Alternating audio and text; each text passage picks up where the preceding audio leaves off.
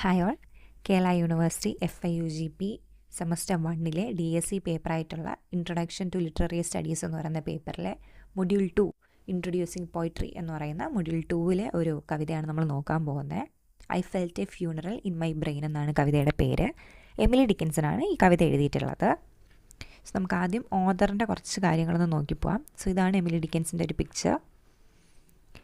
Bone in Amherst, Massachusetts, USA. So USA American ഓഥറാണ്, American born ഓഥറാണ് Emily Dickinson. Lived most of her life in isolation at her family home. So സ്വന്തം വീട്ടിൽ എപ്പോഴും ഒറ്റയ്ക്ക് താമസിച്ചിരുന്ന ഒരു വ്യക്തിയായിരുന്നു Emily Dickinson. wrote nearly 1,800 poems, but only a few were published during her lifetime and often edited to fit the style of the time. So പുള്ളിക്കാരിയുടെ ഒരു എഴുത്തെന്ന് പറയുന്നത് കുറേ പെക്യൂലിയർ ആയിരുന്നു. ആ ഒരു സമയത്തെ എഴുത്തുകാർ എഴുതിയിരുന്ന കവിതകളെക്കാളും വളരെ പെക്യുലർ ആയിട്ടുള്ള കുറച്ച് ഡിഫറെൻറ്റ് ടൈപ്പ് ഓഫ് ഒരു പോയട്രി ആയിരുന്നു എമിലി ഡിക്കിൻസൺ എഴുതിക്കൊണ്ടിരുന്നത്. 1800ഓളം കവിതകൾ പുള്ളിക്കാരി എഴുതിയിട്ടുണ്ടായിരുന്നു എങ്കിലും ജീവിച്ചിരുന്ന കാലഘട്ടത്തിൽ അതെല്ലാം പബ്ലിഷ് ചെയ്യാൻ പുള്ളിക്കാരിക്ക് പറ്റിയിട്ടില്ല. പിന്നീട് പബ്ലിഷ് ചെയ്യുന്ന സമയത്ത് പോലും കുറച്ച് പബ്ലിഷ് ചെയ്ത വർക്കുകൾ പോലും ആ ഒരു സമയത്തെ സ്റ്റൈലിന് പറ്റുന്ന ലെവലിലേക്ക് എഡിറ്റ് ചെയ്തായിരുന്നു പബ്ലിഷ് ചെയ്യേണ്ടി വന്നിരുന്നത്. സോ പുള്ളിക്കാരുടെ ഒരു ടൈം ലൈൻ എന്ന് പറയുന്നത് 1830 മുതൽ 1830 ജനിച്ചിട്ട് 1886 മരിക്കുകയാണ്. അതാണ് പുള്ളിക്കാരിയുടെ ഒരു ടൈം ലൈൻ എന്ന് പറയുന്നത്. അത്രയും ഒരുപാട് വർഷങ്ങൾക്ക് മുന്നേ, നൂറ്റാണ്ടുകൾക്ക് മുന്നേ എന്ന് തന്നെ വേണമെങ്കിൽ പറയാം. After her death her poems were discovered and published revealing her genius. മരണത്തിന് ശേഷമാണ് ഈ കവിതകൾ കണ്ടുപിടിക്കപ്പെടുന്നത്. മാനുസ്ക്രിപ്റ്റ്സ്, കയ്യെഴുത്ത് പ്രതികളാണ് കണ്ടുപിടിക്കപ്പെടുന്നത്. അതിനെ പിന്നീട് എഡിറ്റ് ചെയ്തൊക്കെയാണ് പബ്ലിഷ് ചെയ്തിട്ട് അൺഎഡിറ്റഡ് ആയിട്ട് തന്നെ പബ്ലിഷ് ചെയ്തിട്ട് ആ ഒരു എത്രമാത്രം ഒരു ജീനിയസ് ആയിരുന്നു പുള്ളിക്കാരി എന്നുള്ളത് പിന്നീടാണ് റിവീൽ ആവുന്നത്. സോ ഒന്ന് സ്റ്റൈൽ ആൻഡ് തീംസ് നോക്കേണ്ടതാണ്. നമ്മളിതുവരെ കണ്ടിട്ടുള്ളൊരു കവിതകളിൽ നിന്നും കുറച്ച് വ്യത്യസ്തമാണ്. Short lines and stanza. അപ്പോൾ ലൈൻസ് എന്ന് പറയുന്നത്, ഒരു ലൈൻ എന്ന് പറയുമ്പോൾ നമുക്ക് അത്യാവശ്യം ഒരു നീളം ഉണ്ടാവുമല്ലോ, അത്രയും നീളം ഒന്നുമില്ല, വളരെ ചെറിയ ലൈനായിരിക്കും. സ്റ്റാൻസയാണെങ്കിലും ശരി, കുഞ്ഞു കുഞ്ഞു സ്റ്റാൻസകളായിരിക്കും പുള്ളിക്കാരി എഴുതിയിട്ടുണ്ടാവുക. Unusual punctuation, especially dashes. So punctuation marks ഉണ്ടല്ലോ, ഡാഷ് ആവട്ടെ, കോളംസ് ആവട്ടെ, ഇതെല്ലാം ഒരുപാടുണ്ടാവും. അൺയൂഷ്വലായിട്ട് ആവശ്യമുള്ളിടത്തും ആവശ്യമില്ലാത്തിടത്തും ഒക്കെ ഇതൊരുപാട് യൂസ് ചെയ്യുന്നതായിട്ട് നമുക്ക് കാണാൻ പറ്റും. Random capitalization of words. So റാൻഡമായിട്ട് ഇപ്പോൾ നമ്മൾ വാക്കുകൾ എപ്പോഴാണ് ക്യാപിറ്റലൊക്കെ നൗൺ വരുമ്പോഴോ, അല്ലെങ്കിൽ കവിതയിലാണെങ്കിൽ ടൈറ്റിലിൽ നൗൺ പോർഷൻസ് വരുമ്പോഴേക്കായിരിക്കുമല്ലോ നമ്മൾ ക്യാപിറ്റൽ ലെറ്റേഴ്സ് ഉപയോഗിക്കുക. അങ്ങനെയല്ല, പുള്ളിക്കാരി വളരെ റാൻഡമായിട്ട് ഇഷ്ടമുള്ള വേർഡ്സൊക്കെ ക്യാപിറ്റലൈസ് ചെയ്യാറുണ്ട്. പിന്നെ ഒരു പ്രത്യേകത എന്ന് പറയുന്നത് സ്ലാൻഡ് റൈം, ഇംപെർഫെക്റ്റ് റൈം. നമുക്കൊരു റൈം കണ്ടുപിടിക്കാൻ പറ്റില്ല, റൈം സ്കീമൊന്നുമില്ല. ഈ പറയുന്ന ഒരു കാലഘട്ടം 1850s ആ ഒരു സമയത്തൊക്കെ എഴുതപ്പെടുന്ന കവിതകൾക്ക് അത്യാവശ്യം നല്ല റൈമിങ് സ്കീമും ഉണ്ടായിരുന്നു, റൈമും ഉണ്ടായിരുന്നു. അപ്പോൾ അതൊന്നും ഇല്ലായിരുന്നു പുള്ളിക്കാരിയുടെ എഴുത്തിന്. അപ്പോൾ മേ ബി ഒരു ക്വസ്റ്റ്യൻ നമുക്ക് അവിടെ നിന്ന് ചോദിക്കാം, വാട്ട് വാസ് അല്ലെങ്കിൽ എന്ത് റൈമാണ് പുള്ളിക്കാരി എഴുതിയിരുന്നത്, ഏത് റൈമിലാണ് എഴുതിയിരുന്നതെന്ന് ചോദിച്ചു കഴിഞ്ഞാൽ imperfect rhyme or slant rhyme എന്ന് പറയാൻ പറ്റും. Then it has deep abstract meanings.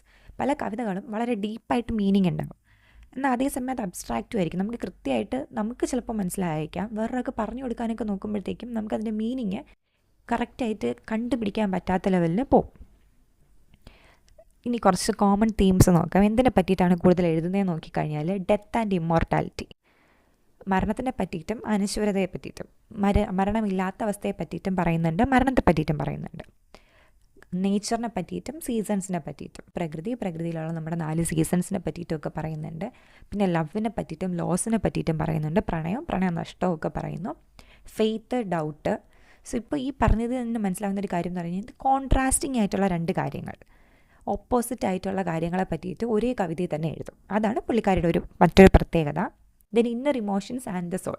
ഇത് ഇമ്പോർട്ടൻ്റ് ആണ്. എപ്പോഴും ആത്മാവിനെ പറ്റിയിട്ട്, സ്പിരിറ്റിനെ പറ്റിയിട്ട്, സോൾ, ഇന്നർ ഇമോഷൻസ്, അതിനെയൊക്കെ പറ്റിയിട്ട് പുള്ളിക്കാരി കൂടുതലും കവിതകളിൽ തീമാക്കി സംസാരിച്ചിരുന്നു. ഇനി ഒരു 3 ഫേമസ് പോംസ് നോക്കാം.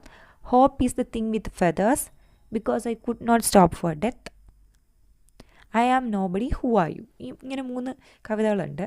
ഇനി ഒരു പ്രത്യേകത എന്ന് വെച്ച് കഴിഞ്ഞാൽ none of a poems were actually intended to publish. ഒരു കവിതയും പുള്ളിക്കാരി പബ്ലിഷ് ചെയ്യണം എന്നുള്ളൊരു ആഗ്രഹത്തിലൊന്നും അല്ല എഴുതിയിരുന്നത്. അതുകൊണ്ട് തന്നെ മിക്കപ്പോഴും കവിതകൾക്ക് ടൈറ്റിൽ ഉണ്ടാവത്തില്ല. എന്താ ചെയ്യുന്നതെന്ന് വെച്ച് കഴിഞ്ഞാൽ ഫസ്റ്റ് ലൈൻസിനെ തന്നെയാണ് പിൽക്കാലത്ത് പബ്ലിഷ് ചെയ്തപ്പോൾ പോസ്റ്റ്മസ്ലി എന്ന് പറഞ്ഞു കഴിഞ്ഞാൽ മരണശേഷം പബ്ലിഷ് ചെയ്യുന്നത്. അപ്പോൾ പോസ്റ്റ്മസ്ലി പബ്ലിഷ് ചെയ്തപ്പോൾ ഫസ്റ്റ് ലൈൻ തന്നെയാണ് മിക്കപ്പോഴും കവിതയുടെ ടൈറ്റിലായിട്ട് വന്നിരിക്കുന്നത്. സോ നമ്മുടെ നമുക്ക് പ്രിസ്ക്രൈബ്ഡ് ആയിട്ടുള്ള കവിതയാണ് I felt a funeral in my brain. So it was written around 1861 but it was published posthumously in 1896 in the collection Poems third series edited by Mabel Loomis Todd and Thomas Wentworth Higginson. So ഇതൊന്നും നമുക്ക് ഓർത്ത് വയ്ക്കാനും പറ്റില്ല, അതിൻ്റെ ആവശ്യമില്ല. ഓർക്കേണ്ട കാര്യം പോസ്തുമസ് പബ്ലിക്കേഷനാണ്, മരണശേഷമാണ് ഈ ഒരു കവിത പബ്ലിഷ് ചെയ്യുന്നത്. സോ കവിതയുടെ പേരൊന്നുകൂടി I felt a funeral in my brain. So നമുക്ക് കവിത വായിക്കും മുന്നേ ആദ്യം മനസ്സിലാക്കേണ്ടത് ഫ്യൂണറൽ അഥവാ ഫ്യൂണറൽ സർവീസ് എന്ന് പറഞ്ഞു കഴിഞ്ഞാൽ എന്താണെന്ന് അറിയണം. സോ ഫ്യൂണറൽ എന്ന് പറയുമ്പോൾ മീനിങ്ങിൽ തന്നെ മരണവുമായിട്ട് ബന്ധപ്പെട്ടൊരു കാര്യമാണ്. നമ്മുടെ നാട്ടിലൊക്കെ മരണാനന്തര ചടങ്ങെന്ന് പറയുമല്ലോ, അതുപോലെ അങ്ങ് എബ്രോഡിൽ അല്ലെങ്കിൽ USA വെസ്റ്റിൽ ആൾക്കാർക്കുള്ളൊരു ചടങ്ങാണ് ഫ്യൂണറൽ സെറിമണി അല്ലെങ്കിൽ ഫ്യൂണറൽ സർവീസ് എന്നാണ് അതിനെ പറയുന്നത്. ഒരാൾ മരിച്ചു കഴിഞ്ഞ ഉടനെ അദ്ദേഹത്തിൻ്റെ കർമ്മങ്ങൾ ചെയ്യുന്നപ്പോൾ ക്രിസ്ത്യാനിറ്റിയാണ് അവിടെ മോസ്റ്റ്ലി ഉള്ളത്. പള്ളിയിൽ കൊണ്ടുപോയി അടക്കുന്നതിന് മുന്നേ തന്നെ ബോഡി ഉണ്ടാവും, മിക്കപ്പോഴും ചർച്ചിനകത്തോ അല്ലെങ്കിൽ ഹാളിലോ വീട്ടിലോ ഒക്കെ വെച്ചിട്ട് ബന്ധുക്കളും കൂട്ടുകാരും എല്ലാവരും വന്നിട്ട് ആ പുള്ളിക്കാരനെ പറ്റിയിട്ട് അല്ലെങ്കിൽ മരിച്ചുപോയ വ്യക്തിയെ പറ്റിയിട്ട് സംസാരിക്കുന്നതും അവരുടെ ഓർമ്മകൾ പങ്കുവെക്കുന്ന ഒരു ബിഡിങ് ഫെയർവെൽ എന്ന് നമുക്ക് പറയാം.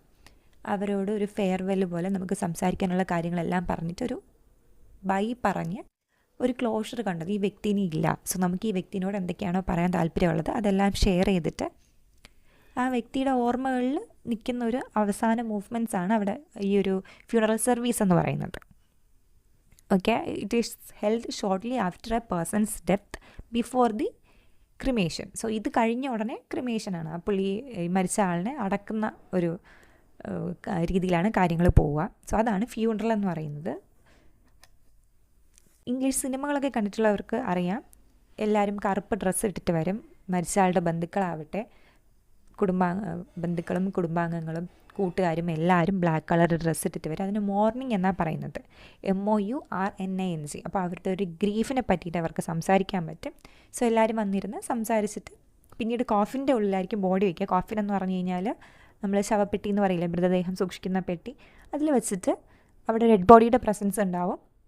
അത് കഴിഞ്ഞ് ഡെഡ് ബോഡീനെ എടുത്ത് നേരെ പള്ളിയിലോട്ട് കൊണ്ടുപോയി അടക്കുന്ന രീതിയിലാണ് ചടങ്ങ് പോവുക. സോ ഇനി കവിത നോക്കാം. വളരെ ചെറിയൊരു കവിതയാണ്. സോ ഇത്രയേ ഉള്ളൂ, ലൈൻസ് പോലും ഇത്രയേ ഉള്ളൂ.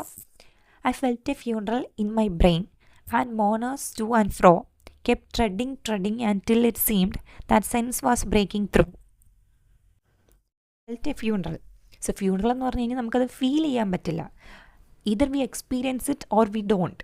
ഒന്നുകിൽ നമ്മളവിടെ മരിച്ച ആളിനെ അറിയുന്ന രീതിക്ക് പോകും, അപ്പോൾ നമ്മളവിടെ ആ ഒരു പ്രസൻസിലുണ്ടാവും. ഒരിക്കലും നമുക്ക് ഫീൽ ചെയ്യാൻ പറ്റില്ല. ദിസ് ഈസ് നോട്ട് ഇപ്പോൾ ലവോ അല്ലെങ്കിൽ പേടി അങ്ങനെ എന്തെങ്കിലും നല്ല ഇമോഷൻ ആണെങ്കിലാണ് നമുക്കത് ഫീൽ ചെയ്യുക. സോ ഫ്യൂണറൽ എങ്ങനെയാണ് ഫീൽ ചെയ്യുക എന്ന് നമ്മൾ വണ്ടറടിക്കുമ്പോൾ തന്നെ അടുത്ത വാക്ക് വരുന്നുണ്ട്, in my brain. So it's not happening in real life. Real ആയിട്ട് അവിടെ സംഭവിക്കുന്നില്ല, എൻ്റെ ബ്രെയിനിലാണത് സംഭവിക്കുന്നത്. And mourners to and fro kept treading and till it seemed that sense was breaking through. So അവിടെ നോക്കിക്കഴിഞ്ഞാൽ 1-2 ഡാഷ് ഒക്കെ അവിടെ കൊടുത്തിട്ടുണ്ട്. സോ ഈ എൻ്റെ അനാലിസിസ് നോക്കിയാൽ the speaker describes a funeral happening inside her brain. This is likely a metaphor for a mental or emotional collapse. So may be ഒരു emotional mental collapse, നമ്മുടെ മാനസികമായിട്ട് നമ്മൾ തകരാൻ പോകുന്നതിൻ്റെ ഒരു മുന്നോടിയായിട്ട് ഫീൽ ചെയ്യുന്നതായിരിക്കും. നമുക്ക് ഒരുപാട് ടെൻഷൻ തോന്നിക്കഴിഞ്ഞാൽ നമ്മൾ മരിച്ചു പോവുകയാണ് അല്ലെങ്കിൽ നമ്മുടെ തലയ്ക്കകത്ത് എന്തൊക്കെയോ ബുദ്ധിമുട്ട് സംഭവിക്കുന്നു എന്നൊക്കെ തോന്നില്ലേ, അതാണ് അവിടെ ഉദ്ദേശിക്കുന്നത്.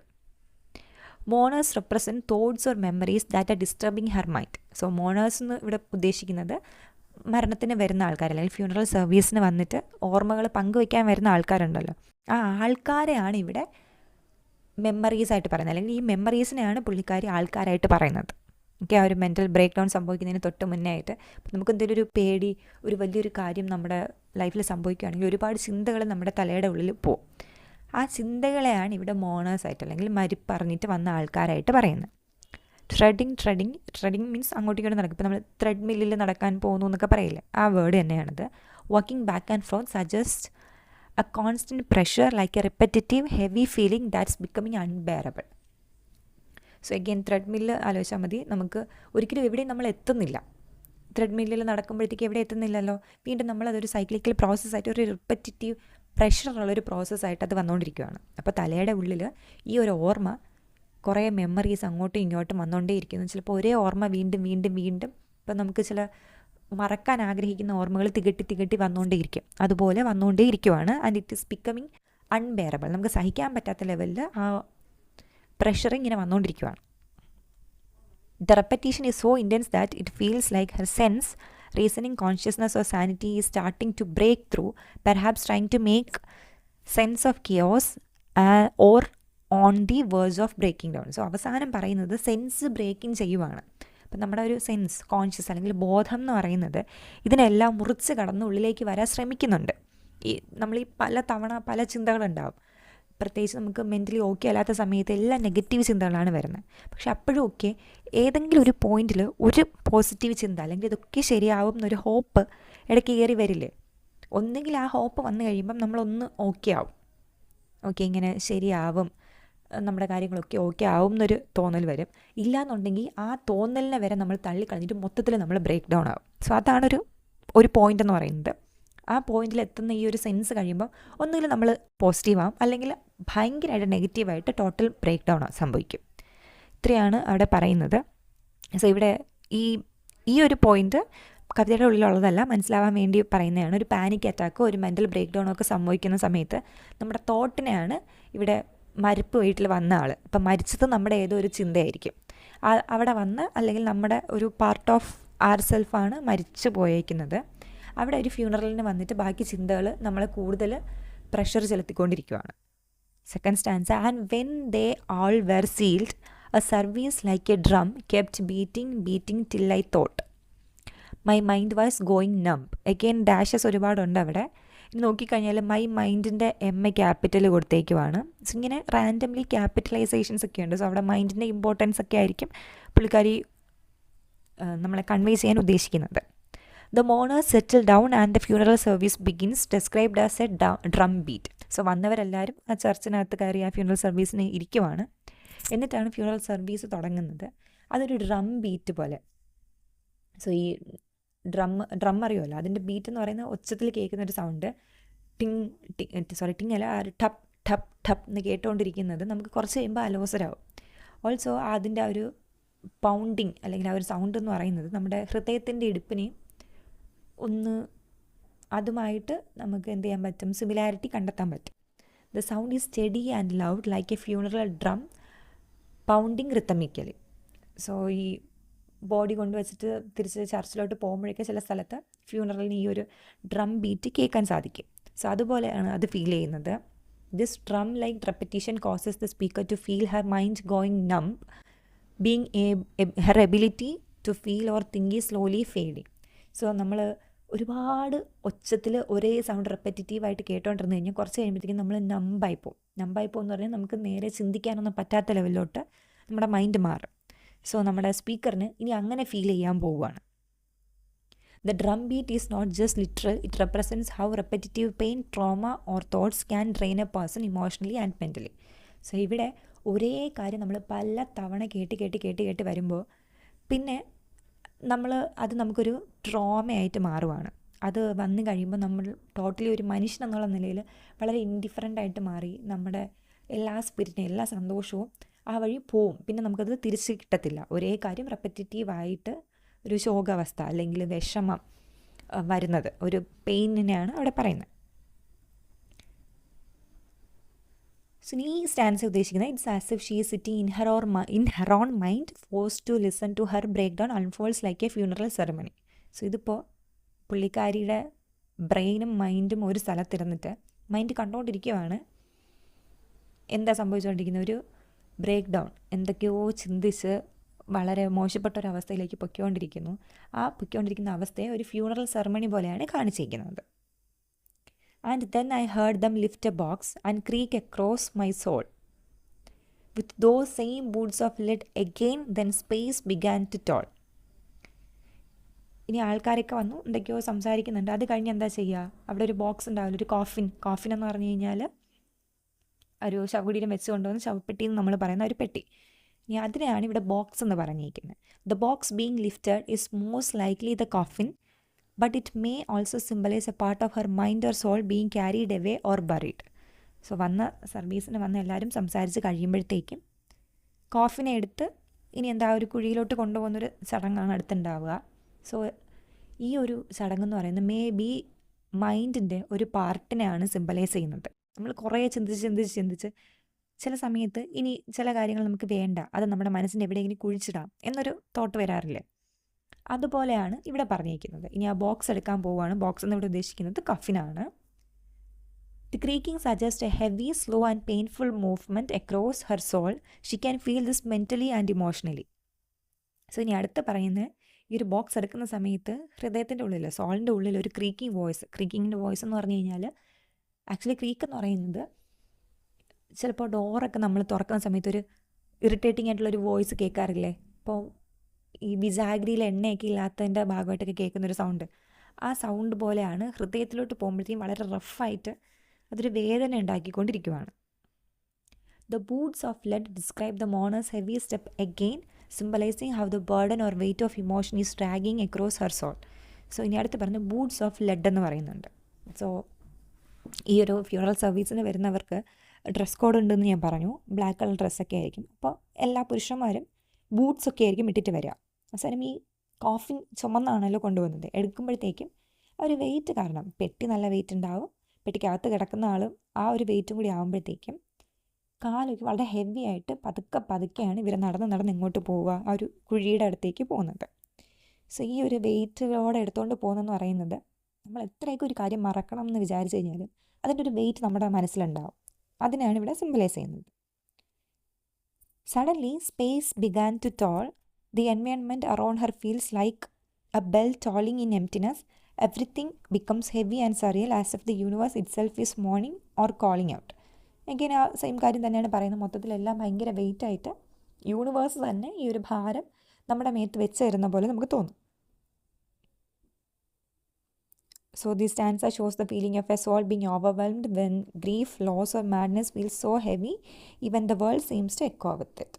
So നമുക്ക് ഹൃദയത്തിൽ നമ്മൾ ഭയങ്കര വേദന അനുഭവിക്കുന്നൊരു സമയത്ത് പ്രകൃതിയിലോട്ട് നോക്കിക്കഴിഞ്ഞാൽ അവിടെയും ഭയങ്കര ഒരു വെയിറ്റ്, അല്ലെങ്കിൽ നമ്മുടെ അതേ വേദന പ്രകൃതിയും അനുഭവിക്കുന്നു എന്ന് തോന്നും.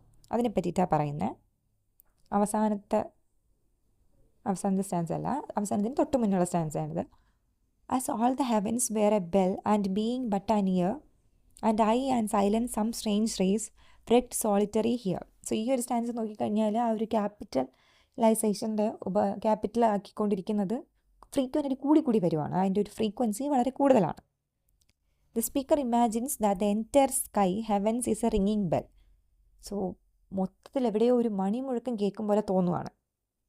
She feels like her entire existence is reduce to just an ear, nothing but a listener to its overwhelming sound. So അതിൻ്റെ ഒരു സൗണ്ട് കേട്ട് ഫുൾ എക്സിസ്റ്റൻസ്, ബോഡി ഒന്നും ഇല്ല, എവിടെയോ മുഴങ്ങുന്നൊരു ബെല്ല് കേൾക്കുന്ന ഒരു ഇയർ മാത്രമാണ്. സോ ഒരു സേയിങ്ങിൽ നമ്മൾ പറയും, എല്ലാവർക്കും ഒരു സമയമുണ്ട്, നമ്മളെ വിളിച്ച് കഴിയുമ്പോഴേക്കും നമുക്ക് പോകണം. എല്ലാവരെയും വിളിക്കുമ്പോൾ നമ്മൾ സ്വർഗ്ഗമാവട്ടെ നരകമാവട്ടെ എന്തായാലും ഈ ലൈഫ് അവസാനിപ്പിച്ച് പോകണം എന്നൊരു തോട്ടുണ്ട്. അതുതന്നെയാണ് ഇവിടെ പറയുന്നത്. സോ ആ ഒരു ഒച്ച അല്ലെങ്കിൽ വിളി, ഒരു മണിമുഴക്കം, അത് കേട്ട് എങ്ങോട്ടോ പോകാൻ വേണ്ടിയുള്ള വെറും കാതുകളാണ് നമ്മൾ. അതാണ് ഇവിടെ പറയുന്നൊരു ഐഡിയ. ഒന്നും കൂടി പറയാം, ഐഡിയ നോക്കിക്കോളൂ. നമുക്കൊരു ബോഡിയൊന്നും ഉള്ളതായിട്ടല്ല പറയുന്നത്. അപ്പോൾ മരിച്ചു കഴിഞ്ഞാൽ നമ്മൾ പോകണം, നമ്മൾ വിളിക്കപ്പെടും, എപ്പോഴെങ്കിലും നമ്മളെ വിളിക്കും. സോ ബെല്ലടിച്ച് കഴിഞ്ഞാൽ നമ്മൾ ഈ ക്ലാസ്സിൽ കയറണം എന്ന് പറയില്ലേ, അതൊരു രീതിയിൽ ഒരു ബെല്ല് കേട്ട് കഴിഞ്ഞാൽ നമ്മൾ ഹെവനിലോട്ട് പോകണം, അല്ലെങ്കിൽ ഈ ഒരു പ്രകൃതിയിൽ നിന്ന് വിട്ടു പോകണം. അപ്പോൾ അത് കേൾക്കാൻ വേണ്ടി മാത്രം ജീവിക്കുന്ന കുറച്ച് കാതുകളാണ് നമ്മൾ എന്നാണ് ഇവിടെ ഉദ്ദേശിക്കുന്നത്.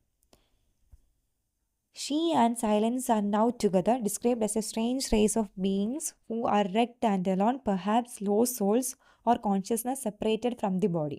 സോ ഈ ഒരു മൊമെൻറ്റിൽ ഇനി ശരീരമൊന്നുമില്ല, ശരീരത്തിൽ നിന്ന് മാറി എങ്ങോട്ടോ പോകാനുള്ള ഒരു സോള്, ഒരു മണിയുടെ ഒച്ച കേൾക്കാൻ വേണ്ടി കാത്തു നിൽക്കുന്ന വെറും ആത്മാവുകളായിട്ട് മാറിക്കൊണ്ടിരിക്കുകയാണ്. The scene is eerie. It's as if she is crossed into another realm where she is no longer belongs to the living or dead. So ഈ ഒരു പോയിന്റ് മുതൽ കവിതയുടെ അർത്ഥം കുറച്ചൊന്ന് മാറുവാണ്. മരിച്ച ആളിൻ്റെ സോൾ ഇപ്പം പുറത്തുണ്ട്. സോ ഇപ്പം ഷീ ബിലോങ്സ് ടു നോവെയർ. ഇവിടെയും ഇല്ല, ഭൂമിയിലും ഇല്ല, എന്നാൽ അങ്ങോട്ട് ഹെവനിലോട്ട് എത്തിയിട്ടുമില്ല. ഇൻ ബിറ്റ്വീനിൽ ഈ ഒരു സോൾ നിൽക്കുവാണ്. Here the poem becomes more abstract. Dickinson might be describing the moment right before death or the experience of mental detachment from reality. So ഈ ഒരു കാര്യത്തിന് നമുക്ക് രണ്ട് രീതിയിൽ വിചാരിക്കാൻ പറ്റും. ഒന്നുകിൽ ഈ പുള്ളിക്കാരി മരിക്കാൻ പോകുവാണ്, മരിക്കുന്നതിന് തൊട്ട് മുന്നേ ഉള്ള മൊമെൻറ്റ്, അല്ലെങ്കിൽ ഏതോ ഒരു മെൻ്റൽ ഡിറ്റാച്ച്മെൻ്റ് ആണ്. ഇനി മുതൽ നമുക്ക് നമ്മൾ എന്താ പറയുക മാഡ്നെസ് അല്ലെങ്കിൽ ഭ്രാന്തിന് തൊട്ട് മുന്നേ അനുഭവിക്കുന്ന ഒരു മൊമെൻറ്റ്, അതായിട്ട് നമുക്ക് ഈ ഒരു മൊമെൻറ്റിനെ കണക്കാക്കാം. So last stanza, and then a plank in reason broke and I dropped down and I hit a world at every plunge and finished knowing then dash. So ഇങ്ങനെയാണ് ഈ കവിത തീരുന്നത്. ഒരു ഫുൾ സ്റ്റോപ്പിലല്ല, എഗെയിൻ ദെൻ എന്നിട്ട് എന്ന് പറഞ്ഞ് എന്തോ പറഞ്ഞൊരു കാര്യം മുഴുമിപ്പിക്കാതെയാണ് കവിത അവസാനിക്കുന്നത്.